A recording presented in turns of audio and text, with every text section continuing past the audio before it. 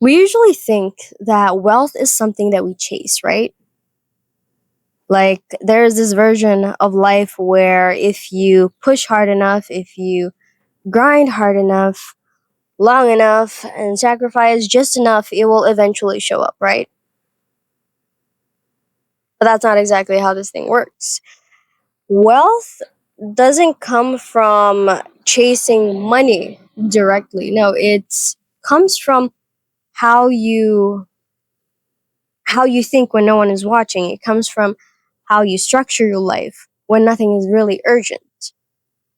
And because of that, the uncomfortable truth is that most people aren't poor because they lack the effort. No, there's if effort was the problem, then I'm telling you, I know there's a lot of hardworking people on this planet, and they would be millionaires by now, billionaires by now.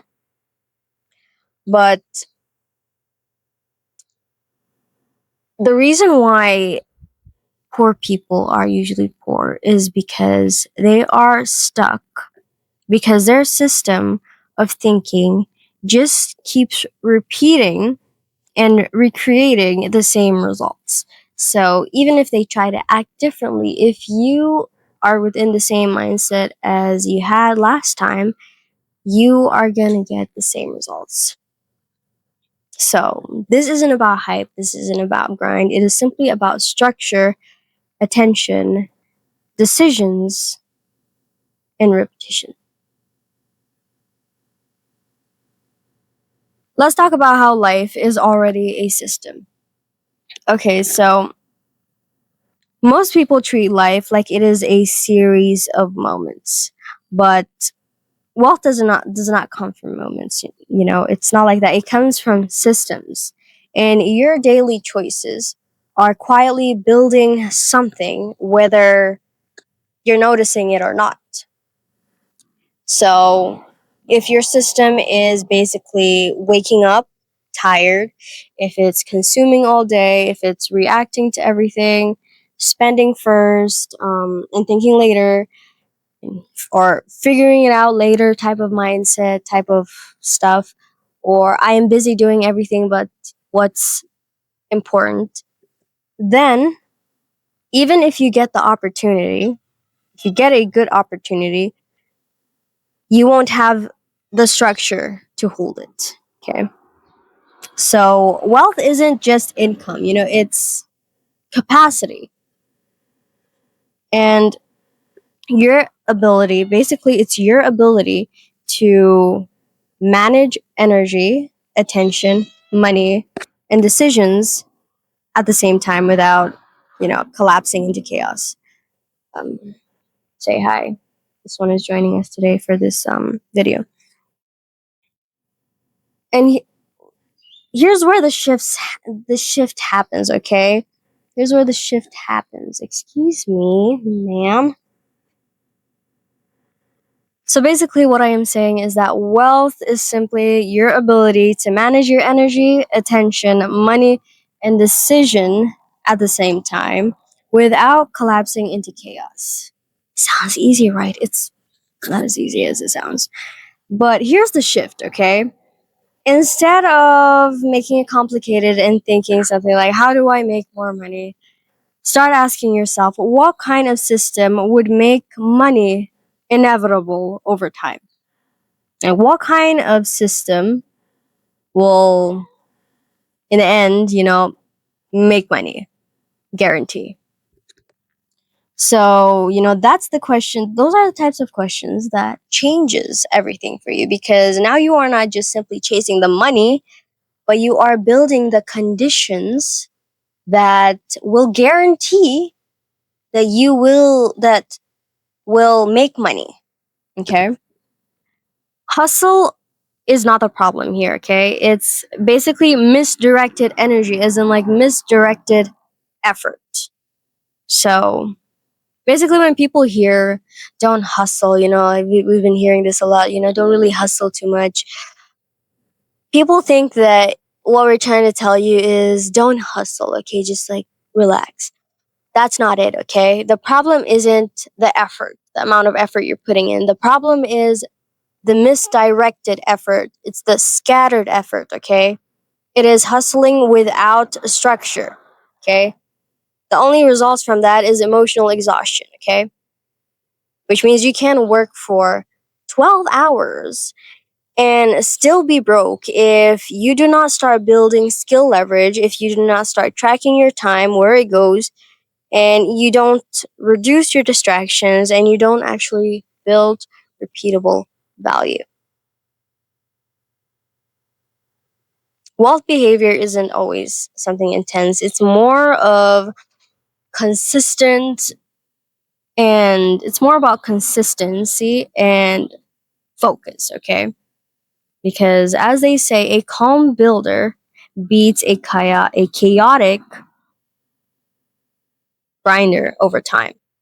So think of it like this, okay? One person is sprinting into random directions, okay? Sprinting to random directions, while another is walking in a straight line.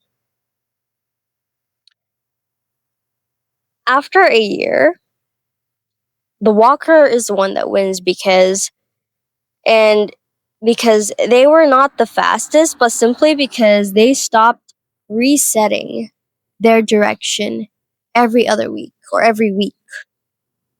Now let's talk about how we think of time, okay? Um, how you think of time is very important because it's how you build your wealth. The way you think about time is how you build your wealth. Now, most people think in days, some think in months, and very few think in years. Now, wealth thinking is long horizon thinking, okay? It is, and I'm not saying this in like a motivational way, but more in a structural way, okay? For, to give you an example, okay? I need money this month, okay? That is short term thinking, okay? While as long term thinking would be something like, I need a skill or a system or a business that produces money even when I am not actively pushing it.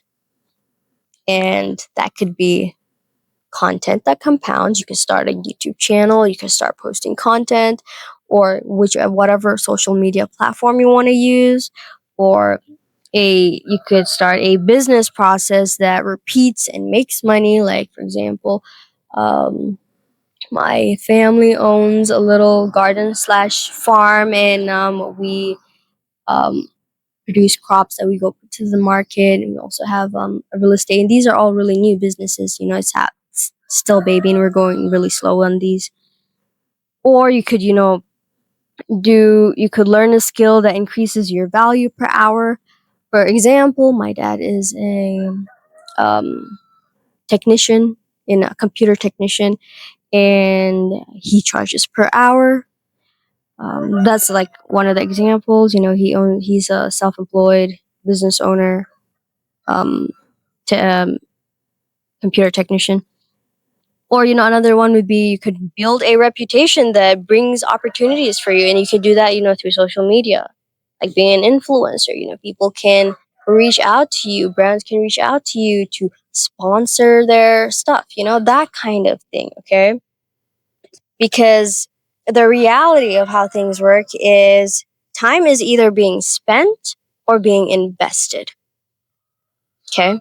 It's either being spent or invested. And no matter what the circumstances are, no matter what excuses or what comes in your way, it does not change that principle that time is either spent or invested. And time spent is time that disappears, and time that is invested is what multiplies. But here's the key, okay? You do not feel the return immediately, okay? And that is exactly why most people tend to quit. It is not because they failed at building wealth, but they simply just stopped, okay? They failed to tolerate the delay of their wealth. Now let's talk about our environment, okay? Our environment is something that has been fairly underestimated. Okay, we have overestimated our like motivation and underestimated our how much influence our environment has over our decisions. Because the truth is, your environment is it silently decides your behavior more than your goals actually do. So, for example, if your default environment is constant entertainment, no structure, just random scrolling, um, reactive communications, and just low accountability, it already shows, okay, in the list that I've just said, what type of like how bad it is, okay, and how much influence that kind of has over your time and energy. Then with that, your discipline becomes a constant fight, okay? It's not so easy to adapt the discipline that you're trying to adapt into your life because of how your environment is structured.